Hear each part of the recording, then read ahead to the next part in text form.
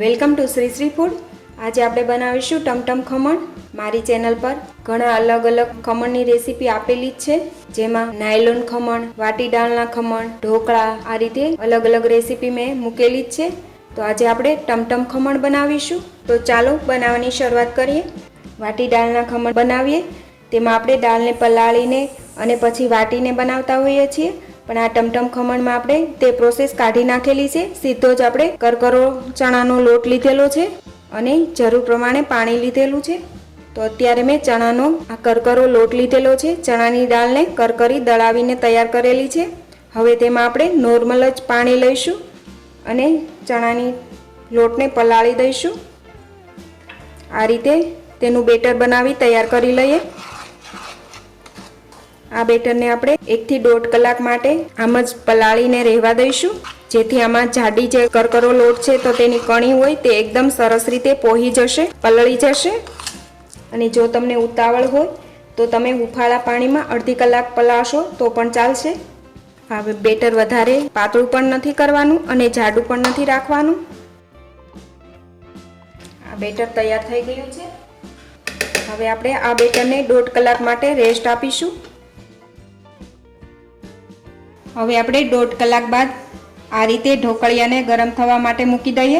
ઢોકળિયાને ગરમ થવા મૂકીએ પણ ઢાંકણ બંધ નહીં કરીએ, કારણ કે બંધ કરીશું તો થાળીની અંદર વરાળનું પાણી પડશે, એટલે આપણે એ નથી કરવાનું। જનરલી આપણે એવું જ કરતા હોઈએ, ખીરું પોર કરી પછી અંદર મૂકતા હોઈએ, પણ અત્યારે આપણે પ્લેટને ગરમ કરવાની પછી ખીરું નાખવાનું, કારણ કે આપણે જે સોડા લીંબુના ફૂલ નાખ્યા હોય તે તરત જ ફૂલવા માંડે, જાળી પડવા માંડે। આ એક ટ્રીક છે અને ટીપ પણ છે। હવે ખીરાને 1.5 કલાક થઈ ગઈ છે, તે આ રીતે એકદમ સરસ રીતે પલ્લીને તૈયાર થઈ જાય છે। તો હવે આપણે આ ચણાના લોટનું ખીરું લીધેલું છે। 3 થી 4 ટેબલસ્પૂન સિંગ તેલ, અડધી ટીસ્પૂન શેકેલી રાઈ, 1 ટેબલસ્પૂન ખાંડ, હાફ ટીસ્પૂન લીંબુના ફૂલ, હાફ ટીસ્પૂન સોડા, 1 ટેબલસ્પૂન લાલ મરચું પાવડર, સ્વાદ પ્રમાણે મીઠું, 1 ટેબલસ્પૂન કોથમીર અને આદુ મરચાંની પેસ્ટ 1 ટેબલસ્પૂન। હવે આ બેટર થોડું કઠણ લાગે તો તેમાં થોડું પાણી નાખીશું, મિક્સ કરી લઈએ। આ બરાબર મિક્સ થઈ ગયું છે।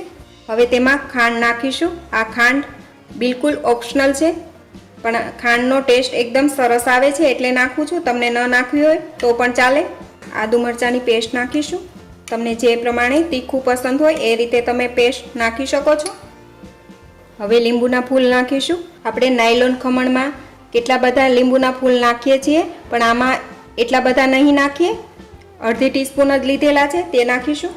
સ્વાદ પ્રમાણે મીઠું પણ નાખીશું, મિક્સ કરી લઈએ। એ પહેલાં જો તમે હજી સુધી અમારી ચેનલ સબસ્ક્રાઈબ નથી કરી તો પ્લીઝ અહીંયા ક્લિક કરો એટલે સબસ્ક્રાઈબ થઈ જશે, અને બેલ આઇકન પર ક્લિક કરશો એટલે તમને અમારા નવા વિડીયો મળતા રહે। અને વિડીયો પસંદ આવે તો પ્લીઝ લાઈક પણ કરો અને તમારા ગ્રુપમાં શેર પણ કરવાનું ભૂલતા નહીં। બધું બરાબર મિક્સ થયા બાદ આપણે તેમાં 1 ટેબલસ્પૂન સિંગ તેલ નાખીશું। સિંગ તેલ નાખવાથી આ ખમણ એકદમ સરસ ટેસ્ટી બને છે। હવે આ બધું બરાબર મિક્સ થઈ ગયું છે અને આપણી પ્લેટ પણ ગરમ થવા માટે મૂકેલી છે, તે પણ એકદમ સરસ રીતે ગરમ થઈ ગઈ છે। પ્લેટ ગરમ થયા બાદ જ આપણે તેમાં સોડા નાખીશું, મીઠા સોડા। હવે બધું ફરીવાર બધું મિક્સ કરી લઈએ। આ રીતે સોડા નાખ્યા બાદ એક જ સાઈડ હલાવવું।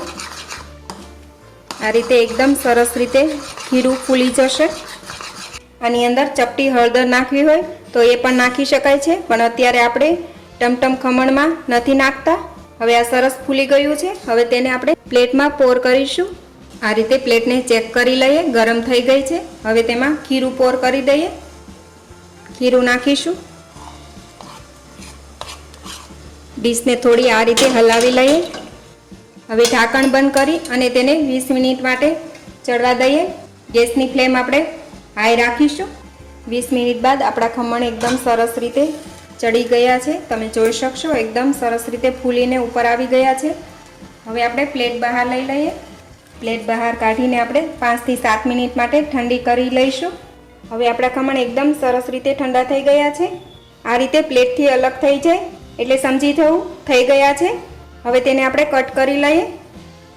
આ ખમણને આપણે નાના પીસીસમાં કટ કરીશું. તમે જોઈ શકશો એકદમ સરસ જાળીદાર ખમણ તૈયાર થઈ ગયા છે. હવે આ ખમણને આપણે એક બાઉલમાં લઈશું. આ જ રીતે આપણે ચટણી બનાવવા માટે 2 થી 3 ખમણ અલગ લઈ લઈએ. હવે આ ટમટમ ખમણ છે એટલે તેનો વઘાર નહીં કરીએ. તેના ઉપર જ બધા મસાલા નાખીશું. લાલ મરચું નાખીશું. તમને જે રીતે તીખું પસંદ હોય એ રીતે તમે લાલ મરચું નાખી શકો છો.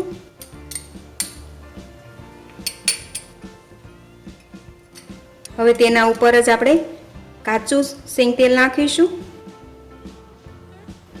અત્યારે આપણે 3 ટેબલસ્પૂન નાખીશું. હવે તેના ઉપર ઝીણી શેકેલી રાઈ પણ નાખીશું. આ રાઈને આપણે કડાઈમાં તેલ નાખ્યા વગર જ શેકીને તૈયાર કરેલી છે. મિક્સ કરી લઈએ. આ જ રીતે મિક્સ કરીશું. હવે મિક્સ થઈ ગયા છે. ધાણા નાખીશું ઉપર. ફરી એકવાર મિક્સ કરી લઈએ. આની અંદર તમારે લીલું નાળિયેરનું છીણ નાખવું હોય તો એ પણ નાખી શકાય છે. હવે આ ખમણ સાથે ખાઈ શકાય તેવી ચટણી બનાવી લઈશું. તો તેના માટે 3 ટેબલસ્પૂન દહીં લીધેલું છે. તેને આ રીતે મિક્સ કરી લેવું. હવે આપણે 2 નંગ આ રીતે 2 ખમણ લઈશું. મસાલા વગરના જ છે. આપણે બાફીને તરત લીધેલા છે, સ્ટીમ થયેલા. આમાં ભૂકો કરીને ખમણ નાખીશું. તમારા ટેસ્ટ પ્રમાણે તમે તેમાં લીલું મરચું નાખી શકો છો. તો આપણે તેમાં લીલા મરચાંની પેસ્ટ નાખીશું. ચંચળ પાવડર નાખીશું. મરી પાવડર પણ નાખીશું. બધા જ મસાલા તમારા ટેસ્ટ પ્રમાણે તમે નાખી શકો. દળેલી ખાંડ પણ નાખીશું. શેકેલું જીરું નાખીશું. તેનો પાવડર બનાવી લીધેલો છે. મિક્સ કરીએ. કોથમીર પણ નાખીએ. બધું બરાબર મિક્સ કરી લઈએ. વધારે ખમણની જરૂર પડે તો આપણે વધારે થોડા નાખીશું. ફરી આપણે 2 ખમણ નાખીશું. મિક્સ કરીએ. તો ટમટમ ખમણ સાથે ખાઈ શકાય એવી ચટણી પણ આપણી તૈયાર છે. સર્વ કરી દઈએ. તો તૈયાર છે ટમટમ ખમણ. આ ખમણને તમે સવારમાં નાસ્તામાં ખાઈ શકો છો, અથવા તો તમને કોઈ પણ ટાઈમે આ ખમણ બનાવીને ખાવા હોય તો ફટાફટ બનાવીને ખાઈ શકો છો. તો તમે પણ આ રીતે ટમટમ ખમણ જરૂરથી બનાવજો અને તમારા એક્સપિરિયન્સ શેર કરજો. તો ફરી મળીશું એક નવી રેસીપી સાથે.